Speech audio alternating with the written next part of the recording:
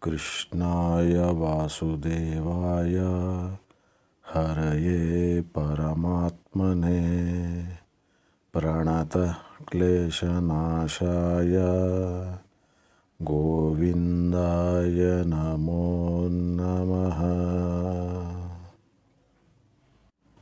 Friends, today we are going to learn the story of Krishna's birth and how he was taken away from the prison where he was born, across a flooding river and to Yashoda. Krishna as a man, the mission that he took up in his life, the frailty of being a human being living such an active life, and at the same time the divine element. All these aspects form a complex web. It is not right to see him just as this or that. He would come out as a totally distorted figure if you were looking at just one aspect of his life. He is so multi-dimensional that unless you at least touch a little bit of all of him, it would be a total injustice to him. Geographically, his birth took place in Mathura, in the present state of Uttar Pradesh.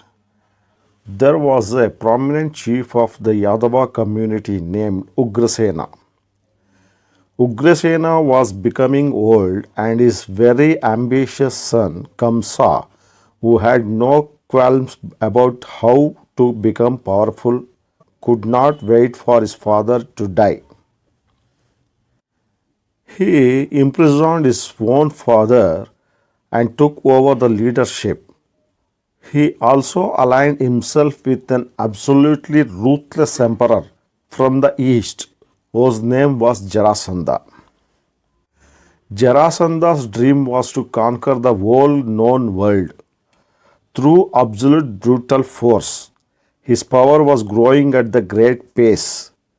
Kamsa aligned with him because that was the only way to get powerful at that time. Kamsa's sister Devaki got married to Vasudeva, another Yadava chief.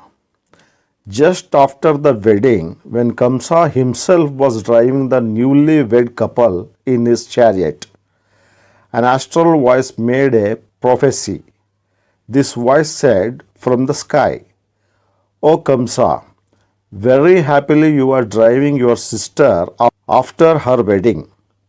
The eighth child born to this sister of yours will slay you. That will be your end." Immediately Kamsa got violent.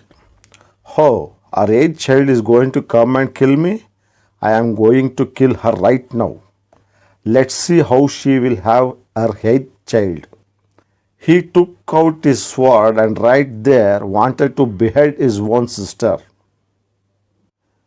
Vasudeva the groom begged of Kamsa, "Please spare her life. How can you do this? She is your sister and we are just married. How can you just slaughter her right here? Her eighth child is going to kill me. I am not going to let anything like that happen." So Vasudeva offered a pact. "I will give all our newborn children to you.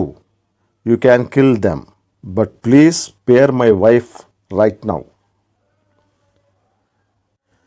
But Kamsa, overly concerned about his life and security, kept his sister and his brother-in-law under a kind of house imprisonment so that they were constantly watched. The first child was born and the gods informed Kamsa. When he came, Devaki and Vasudeva wept and begged, "It is only the eighth child which is going to kill you. Spare this one." Kamsa said, "I don't want to take any chances." He picked up the child, held him by the legs and smashed him on a rock. This continued. Every time a child was born, the parents begged Kamsa in many ways, but he wouldn't spare a single one. 6 newborn children were slaughtered like this. Devaki and Vasudeva were very frustrated with Kamsa's ways. The subjects in the kingdom were very fearful of Kamsa. Over time, they also got frustrated with the absolutely cruel ways of the king. Constantly a battle with someone and then killing these children. Slowly, dissension was beginning to happen within the palace. So, when the seventh child came, Vasudeva managed to smuggle it out and replace it with a stillborn child that they found elsewhere. This child was smuggled across the Yamuna river to Gokula and gave it to Rohini, another wife of Vasudeva. The name of this child was Balarama. As he grew up, he became like a giant, and there are any number of stories about his strength. When the eighth child was due, Kamsa got really nervy. All these days they had been under house arrest. But now he shackled Vasudeva and put Devaki in a proper prison. The child was born on the eighth day into the dark half of the month, and it was pouring rain and thunder. Kamsa would not allow anybody to enter the prison because something may happen. He put his trusted aide, a lady who was related to him, whose name was Putana, as a midwife. She was supposed to watch. The plan was that the moment the child is born, she would hand it over to Kamsa, who would kill the child. The labor pains came and went, came and went. Putana waited and waited. It didn't happen.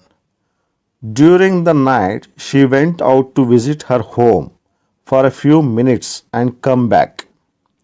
But when she arrived at her home, suddenly a very heavy rain set in and the streets were flooded. In this situation, Putana was unable to go back to the prison. That was when the child was born and a miracle happened. The doors of the prison opened up by themselves. All the guards fell asleep. The shackles broke. Immediately, Vasudeva saw that this was a divine intervention. He picked up the child and, as if by intuitive guidance, he walked to the river Yamuna. Though the whole place was flooding, he found to his surprise that the ford which crossed the river was sticking out and he could clearly walk. He walked across and went to the house of Nanda and his wife Yashoda.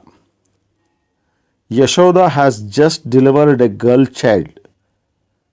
She had a difficult labor and was unconscious. Vasudeva replaced the girl child with Krishna, took the girl child, came back to the prison. Then the girl child cried. The guards went and reported to Kamsa. By then, Putana had returned. Kamsa came and saw that it was a girl. He knew something fishy has happened. So he asked Putana, "Are you sure? Were you here when the child was born?" Putana, fearing for her life, said, "I was here. I saw it with my own eyes. This child was born to Devaki." To add authenticity, she said, "This child was born right here in front of my eyes." Devaki and Vasudeva begged, "See, it is a girl. This girl cannot kill you. If it was a boy, he would have been your slayer. But this is a girl. Spare this girl." But Kamsa said, "No, I don't want to take any chances." So once again, he picked up the child by her legs and wanted to crash her on the floor. As he was about to do this child slipped out of his hands. flew out the window, laughed at him, and said, "Your slayer is elsewhere." Now Kamsa really got suspicious. He interrogated everyone who was there. The guards had slept. Putana had gone out. Nobody was willing to admit anything because all of them valued their heads. When you run situations by threat, initially you think it's an advantage. If you don't do this, you are dead. So things will happen the way you want them. But after some time, this becomes a big problem. People know that if something doesn't happen the way you want it, it will cost their life. So they will create a whole make believe situation all around you.